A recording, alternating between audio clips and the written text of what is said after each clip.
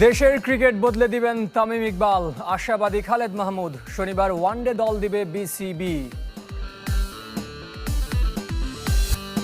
ঢাকা ডার্বিতে আবাহনীর জয়। Football লিগে সুলেমান দিয়াবাতের গোলে মোহামেডানকে হারালো আকাশী নীল শিবির।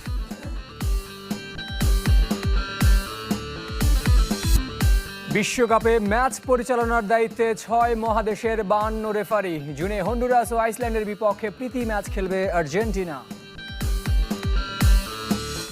ক্রিকেট বোর্ডে তামিম ইকবালের নতুন ভূমিকায় আশাবাদী খালেদ মাহমুদ। বিসিবির অ্যাডহক কমিটির সভাপতির ডাকে 21 মাস পর বোর্ডে গিয়েছিলেন এই সাবেক পরিচালক। তামিমের মাঝে ভালো কাজের তাড়না দেখছেন খালেদ মাহমুদ। জানিয়েছেন সবার সহযোগিতা নিয়ে দেশের ক্রিকেটের উন্নতি করতে চান তামিম। ফারুক আহমেদের পর আমিনুল ইসলামের নেতৃত্বাধীন কমিটি সাবেক অধিনায়ক খালেদ মাহমুদকে প্রয়োজন মনে করেননি কেউ। বোর্ড ভেঙে অ্যাডহক কমিটি গঠন করেছে জাতীয় ক্রীড়া পরিষদ। তামিম ইকবাল সভাপতি হয়েই খোঁজ নিয়েছেন খালেদ মাহমুদের। 21 মাস পর বোর্ডে এসে আলোচনায় মাতেন তামিমের সাথে। এই প্রথম বোর্ড ছাড়ার পর কোনো প্রেসিডেন্ট ফোন করে আসলে যখন ডাকছে তখন তো এটা তো আই ক্যানট সে নো, ঠিক না? তো এই জন্যই যাওয়া বোর্ডে। আসলে অনেক দিন পরে, প্রায় 21 মাস পরে মনে হয় বোর্ডে গেলাম প্রায়।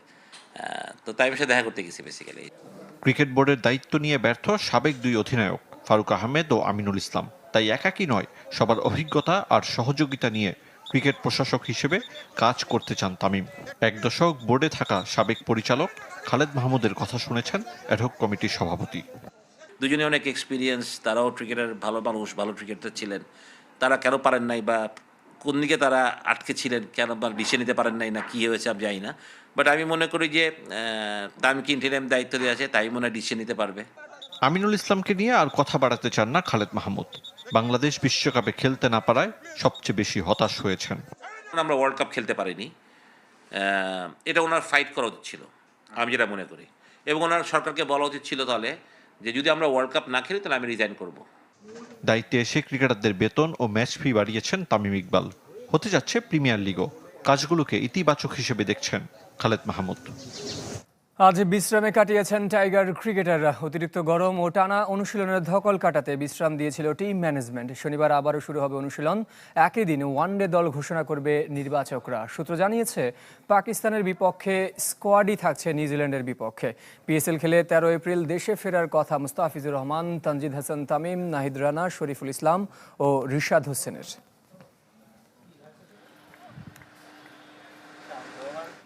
এদিকে বাংলাদেশ সফরে আসছেন না ক্রিস্টিয়ান ক্লার্ক। ইনজুরির কারণে ছিটকে গেছেন নিউজিল্যান্ডের এই ডানহাতি পেসার। শ্রীলঙ্কা এই দলের বিপক্ষে ম্যাচে হাতে আঘাত পেয়েছিলেন তিনি। বাংলাদেশের বিপক্ষে ওয়ানডে ও টি-20 দুই ফরম্যাটের স্কোয়াডেই ছিলেন এই ডানহাতি পেসার। তার পরিবর্তে স্কোয়াডে বেন লিস্টার। প্রায় 2 বছর পর নিউজিল্যান্ড দলে সুযোগ পেয়েছেন 30 বছর বয়সী বাঁহাতি এই পেসার। সোমবার ঢাকায় আসবে ব্ল্যাক ক্যাপস। 17 এপ্রিল 3 ম্যাচ সিরিজের প্রথম ওয়ানডে।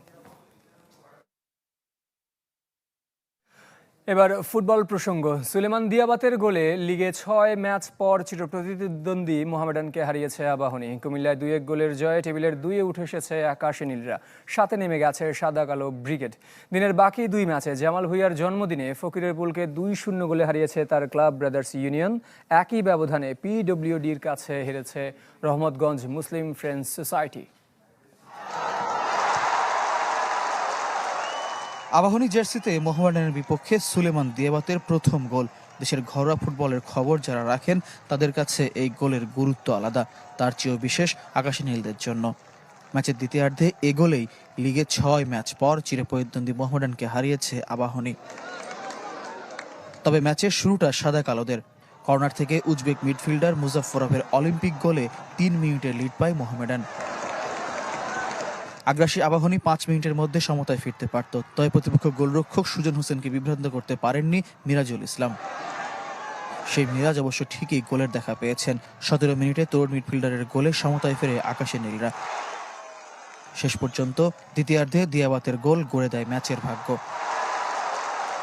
সপ্তাহ 2 আগে সন্তানের বাবা হয়েছেন মালি ফরওয়ার্ড। ছেলেকে উৎসর্গ করেছেন বিশেষ এই গোল। তবে আবাহনী মোহামেডান সমীকরণ ছাপিয়ে দিয়াবাতের কাছে পেশাদারিত্ব সবার আগে। Abani is my team now. So আমি এখন আবাহনীর ফুটবলার, আমাকে আবাহনীর জন্য গোল করতে হবে, এটাই আমার দায়িত্ব। দলের জন্য গোলটা প্রয়োজন ছিল। Abani is my team. I score and I make my team win. So I'm so happy. ঘটনাবহুল Dhaka ডার্বিতে প্রত্যাশিত দর্শক ছিল না কুমিল্লার শহীদ ধীরেন্দ্রনাথ দত্ত স্টেডিয়ামে। তবে মাঠের খেলায় ছিল পাল্টাপাল্টি আক্রমণ। শেষাংশেও দুদল পেয়েছে একাধিক গোলের সুযোগ, কিন্তু জালের দেখা পায়নি। ইনজুরি টাইমে দ্বিতীয় হলুদ কার্ডে মাঠ ছাড়েন মোহামেডান ডিফেন্ডার শাকিল আহাদ তপু। এর আগে নিজ দলের গোলরক্ষক মিতুল মার্মার সাথে আঘাত লেগে অ্যাম্বুলেন্সে করে মাঠ ছাড়েন আবাহনী ডিফেন্ডার হাসান মুরাদ। কুমিল্লায় চিকিৎসা নিয়ে দলের সাথে ঢাকা ফিরেছেন। মুরাদ আমাদের গোলকিপারের সাথে লেগে একটা ইনজুরি হয়েছিল, তার একটা দাঁত ভেঙে গেছে। এরপরে এক্সরে করা হয়েছে এবং সেই সাথে তাকে ট্রমা সেন্টারে এখানে যে ট্রিটমেন্ট দেওয়ার সেটা শেষ হয়েছে এইমাত্র, এবং তার এমন সিরিয়াস কোনো কিছু হয়নি। 12তম রাউন্ডে সাদা কালোদের হারিয়ে লিগ টেবিলে 2-এ উঠেছে আবাহনী, আর সাথে নেমে গেছে ডিফেন্ডিং চ্যাম্পিয়ন মোহামেডান। ফয়জুল ইসলাম, চ্যানেল 24, কুমিল্লা। চ্যাম্পিয়নশিপ লিগে বয়সভিত্তিক ফুটবলারের পরিবর্তে বেশি বয়সী ফুটবলার মাঠে নামানোর অভিযোগ উঠেছে ঢাকা রেঞ্জার্সের বিপক্ষে। তাদের সবশেষ ম্যাচের প্রতিপক্ষ চট্টগ্রাম সিটি এফসি বাফুফেতে অভিযোগ করেছে। দ্বিতীয় লেগের ম্যাচে বৃহস্পতিবার মুখোমুখি হয়েছিল দুদল। 2-0 গোলে জিতেছে রেঞ্জার্স। অভিযোগ সূত্রে জানা গেছে, লিগের নিয়ম ভঙ্গ করে ঢাকা রেঞ্জার্স বয়সভিত্তিক ফুটবলার মাঠে নামায়। চট্টগ্রাম সিটি এফসির দাবি, রিমু আহমেদ নামে যাকে বয়সভিত্তিক ফুটবলার হিসেবে ধারণা করা হচ্ছে তার জন্ম 2009 সালে নয়, বরং 2001 সালে। সব ধরনের সাপোর্টিং ডকুমেন্ট সহ এরই মধ্যে বাফুফেতে রেঞ্জার্সের শাস্তির জন্য আবেদন করেছে টেবিলের শীর্ষ দল চট্টগ্রাম। শাস্তি পেলে 3 পয়েন্ট হারাতে পারে টেবিলের তৃতীয় দল রেঞ্জার্স। এদিকে বিষয়টির বিষয়ে মন্তব্য জানতে ঢাকা রেঞ্জার্স মিডিয়া কর্মকর্তা মাইজিদুল ইসলামের সাথে যোগাযোগ করা হলে তিনি জানান, ম্যাচের দিন মাঠে ছিলেন না তিনি। যদিও প্লেয়ার লিস্টে কর্মকর্তাদের নামের তালিকায় তার নামের পাশে টিক চিহ্ন রয়েছে।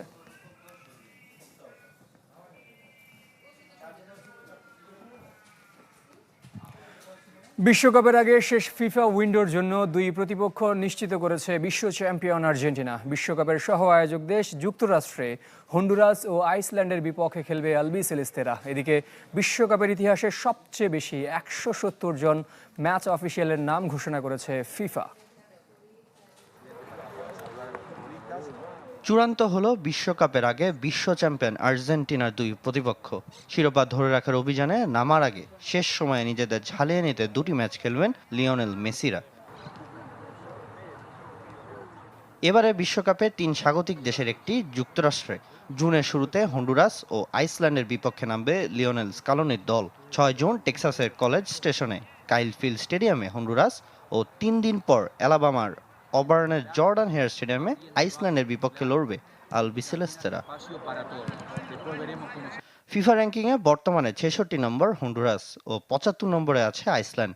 বিশ্বকাপ শিরোপা ধরে রাখার মিশনে 16 জুন আলজেরিয়ার বিপক্ষে নামবে আর্জেন্টিনা। যে গ্রুপে তাদের অন্য 2 সঙ্গী অস্ট্রিয়া ও নবাগত দেশ জর্ডান। এদিকে বিশ্বকাপের জন্য 170 জন ম্যাচ অফিসিয়ালের নাম ঘোষণা করেছে ফিফা। এর ফলে টুর্নামেন্ট ইতিহাসে সবচেয়ে বড় ম্যাচ অফিসিয়ালে বহর দেখতে যাচ্ছে ফুটবল বিশ্ব। সাথে বিশ্বকাপ রেফারিংয়ে মাইল ফলক গড়বে আর্জেন্টিনা ও ব্রাজিল। প্রথমবারের মতো এক বিশ্বকাপে 2টি দেশের 3 জন করে প্রধান রেফারির দায়িত্ব পালন করবেন। ইংলিশ প্রিমিয়ার লিগ থেকে 7 জন অফিসিয়াল দায়িত্বে থাকবেন বিশ্বকাপে।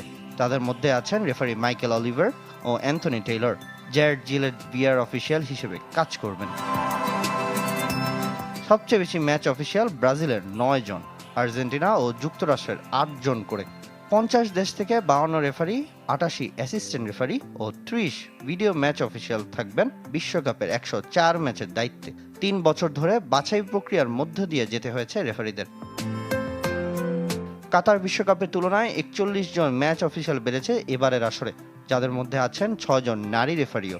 গেলবারের তুলনায় এবার আরও উন্নত প্রযুক্তির বডি ক্যামেরা ব্যবহার করতে